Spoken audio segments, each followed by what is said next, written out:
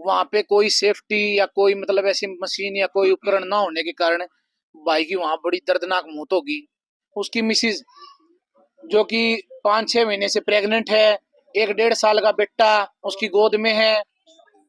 और दीपक के भाई जो पहले एक्सपायर हो गए थे, उनकी 3 बेटियां, छोटी छोटी बेटियां, उसका भी पालन पोषण दीपक भाई कर रहा था। ठेकेदार का फोन आया कि आप आ जाओ और ऐसे ऐसे काम करना, थोड़ा बहुत छोटा मोटा काम है। ये नहीं बताया कि मतलब मैं तेरे को सीवर में बिना सेफ्टी के सीवर में उतार दूंगा।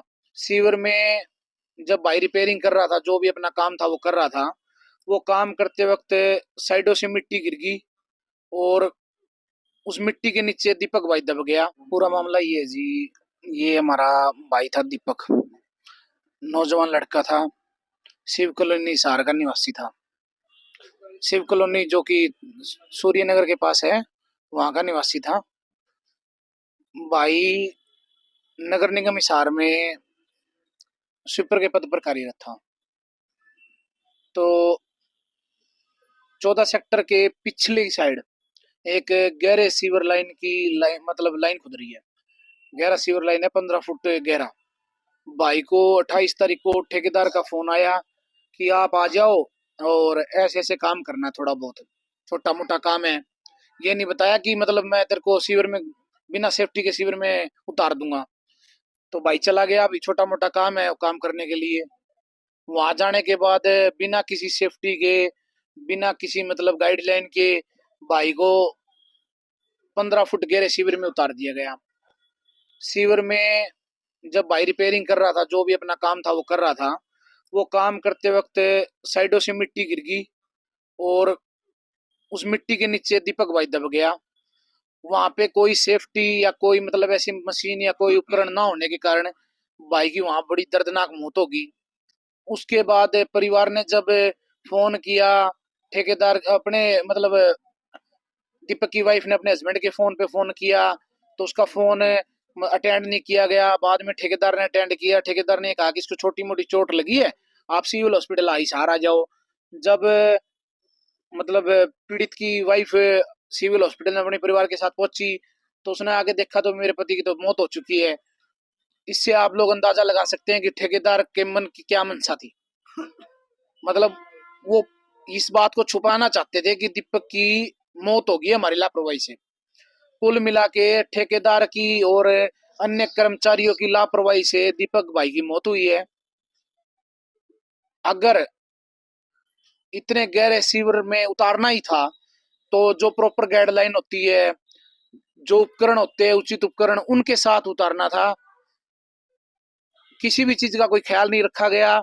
जानबूझ के, जैसा कि हमेशा से वाल्मीकि समुदाय के भाइयों के साथ होता आ रहा है, इनको बिना सेफ्टी के गंदे सीवर लाइन में उतार दिया जाता है, जिसके कारण दम घुटने से इनकी मौत हो जाती है। ऐसे हजारों मामले हैं। आप लोगों ने हमेशा सुना, एक बार गंगोई भी हुआ था, सीवर की सफाई करते वक्त मर गए थे।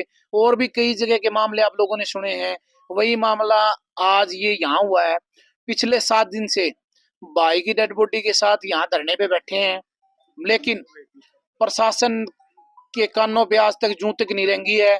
भाई की मौत के जो भी जिम्मेदार हैं, जिन भी अधिकारियों या ठेकेदारों की लापरवाही के कारण भाई की मौत हुई है, आज तक उनमें से किसी की गिरफ्तारी नहीं हुई।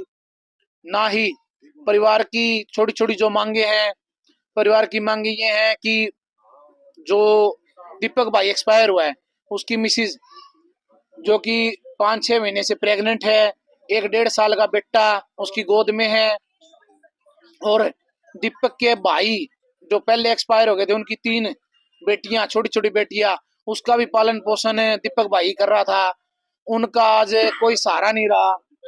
उनके उनको सहारा देने के लिए प्रशासन से हमारी मांग है कि दीपक की वाइफ को एक नौकरी, अगर गवर्नमेंट नौकरी नहीं तो कम से कम HKRN में तो कम से कम दी जाए, क्योंकि भाई भी तो यहाँ पैरोल पे लगा हुआ था।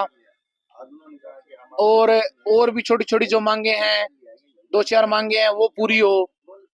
अभी तक कोई भी प्रशासन का अधिकारी हमारे बीच में नहीं आया, ना ही किसी ने हमारी मांगे अभी तक सुनी।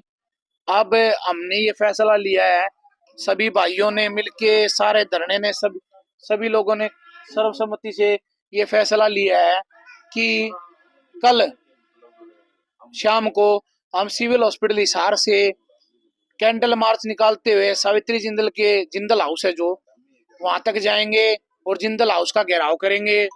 अगर प्रशासन कल तक इसमें जिम्मेदार आरोपियों की गिरफ्तारी नहीं करता और हमारी मांगों को नहीं मानता है तो हम कैंडल मार्च निकालेंगे। और अगर उसमें कुछ भी हो जाता है तो उसका जिम्मेदार प्रशासन खुद होगा। तो क्या अभी तक प्रशासनिक अधिकारियों से बातचीत की गई है? प्रशासनिक अधिकारियों में यहाँ कोई नहीं आया अभी तक। आईयू आया था, बयान ले गया, एफआईआर दर्ज कर दी, उसके बाद यहाँ कोई नहीं आया। किसी को कोई दर्द नहीं है, यहाँ 7 दिन से डेड बॉडी पड़ी है, किसी को कोई तकलीफ नहीं है क्योंकि मरने वाला एक बहुत ही गरीब और बहुत ही ज्यादा मतलब निचले स्तर के लोगों में से है। क्योंकि वाल्मीकि समुदाय को आप लोगों को पता ही है, एक कीड़ा मकोड़ा समझा जाता है, जानबूझ के इन लोगों को हमेशा मरने के लिए छोड़ दिया जाता है। किसी प्रशासनिक अधिकारी या जो इससे रिलेटेड अधिकारी उनसे बातचीत हो पाई है? जी, यहाँ मतलब जो होना तहसीलदार साहब आए थे धरने के ऊपर, लेकिन मैं खुले उस पे कहता हूँ तहसीलदार साहब का इस दरी के ऊपर बैठने का लाइजा बढ़िया नहीं था। दरी पर आदमी बैठ कर 2 शब्द जो ना परिवार के लिए कुछ बोले जाते हैं, तो लेकिन उन्होंने आकर के कहा कि हाँ बोलो क्या बात है। जब उसने बात का ही नहीं पता तो लेने क्या यहाँ क्या लेने के लिए आया है, तो इसलिए हमने उसका आगे हाथ जोड़ दिए कि आप लोग यहाँ से जाइए, हम अपने दर्द में बैठे हैं। वो यहाँ से चले गए। उसके बाद मतलब जो होना कल पुलिस के माध्यम से एसडीएम साहब का फोन आया था, कहने लगे कि मतलब यहाँ प्रधान जी से बात करवा दो। मैंने बात करने से मना कर दिया था। मैं बोला भाई बात करनी है आप दरी पाइए और यहाँ बात करिए, लेकिन फिर भी मतलब उन्होंने कहा कि आप एक बार बात कर लीजिए। मैंने एसडीएम साहब से बात करी। एसडीएम साहब लगे कहने बोला हम आपका मतलब केस बना करके ये मतलब जो ना सरकार के पास भेज देंगे और आप जो ना संस्कार करो। हमने संस्कार करने से बिल्कुल मना कर दिया कि आप लोग मतलब डी साहब को लेकर के या डी साहब हमारे को बुलाए, इस पीड़ित परिवार को बुलाए और बैठ के हमारी बात सुने। तो इसलिए उन्होंने कहा कि डी साहब को टाइम नहीं है।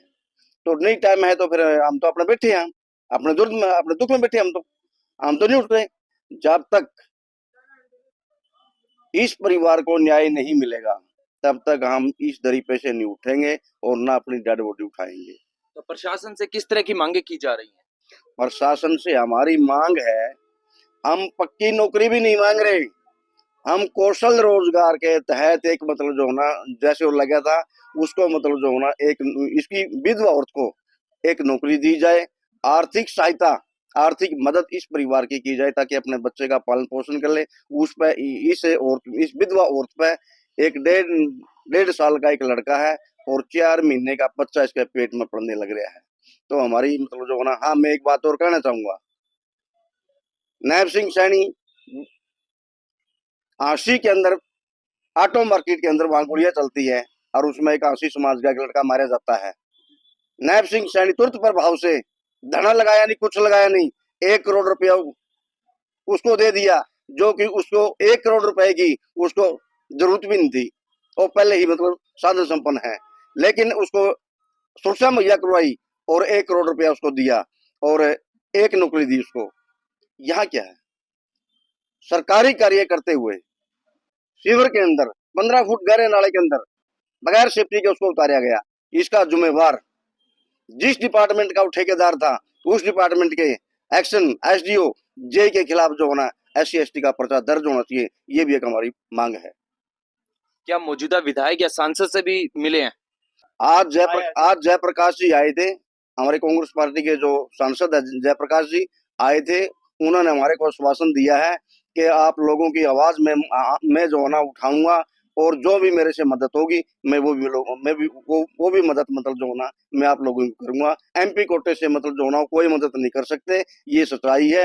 वो अपनी जेब से जो मर्जी मतलब जो ना करे और ये बातें मतलब जो ना मीडिया के सामने भी नहीं कह सकते। तो आज अगर हमारे बीच में मतलब कोई भी विपक्ष का नेता आएगा तो उससे मतलब जो है ना सरकार पर दबाव बनेगा और सरकार इस बात का दबाव बनकर सरकार इस बात को मानेगी।